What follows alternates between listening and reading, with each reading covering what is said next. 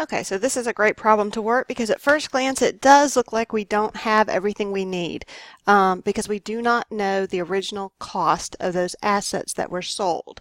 But if we put it into this chart and we know that the accounting equation says that assets equal liabilities plus owner's equity, we can solve for that amount and actually know how much those original assets were. So let me show you what I'm talking about. So we're going to start by putting in our balances before the selling of those assets. So it says prior to liquidating their asset, Joyce and Z had capital accounts of, and so I'm going to put that in, $50,000 and $105,000. And prior to liquidation, the partnership had no cash assets other than what we realized from the sale of assets. So, and then we read one more sentence here and it'll say that we had liabilities of $10,000.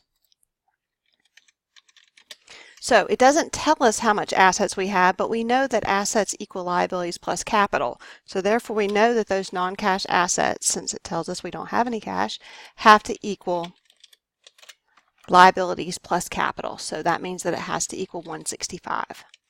All right, so let's keep going. Sale of assets and division of the gain or loss. So we know that it says that we sold those assets for $190,000. So we got $190,000. We sold assets worth $165,000. So I'm going to come over here because this is just where I use my scrap paper and say that I must have had a gain of, I did that wrong because one of those is put in as a negative. The difference of those two numbers, so my gain is $25,000. And the reason it's a gain is because I got $190,000 for assets that had a book value of just $165,000. So I have a gain of $25,000. It says that they split it 50-50. So I'm going to say 25,000 times 50%, which is 12,500 for both of these people.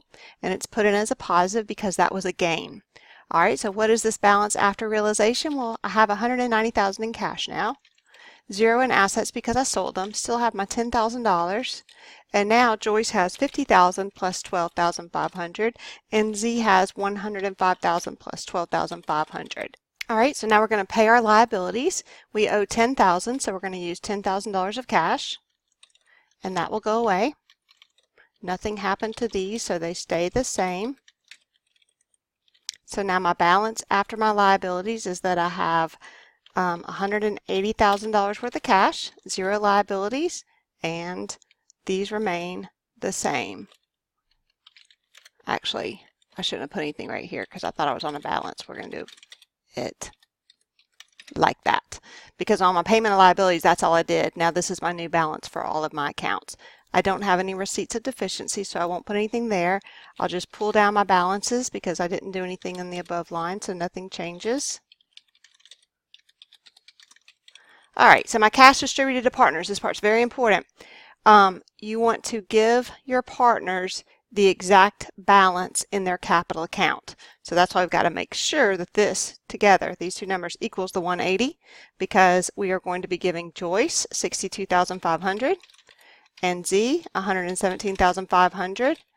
And so total cash for the partnership goes down by $180,000, and that will zero out all of the accounts. So that means that Joyce will get $62,500. So let me know if you have any questions. Thanks.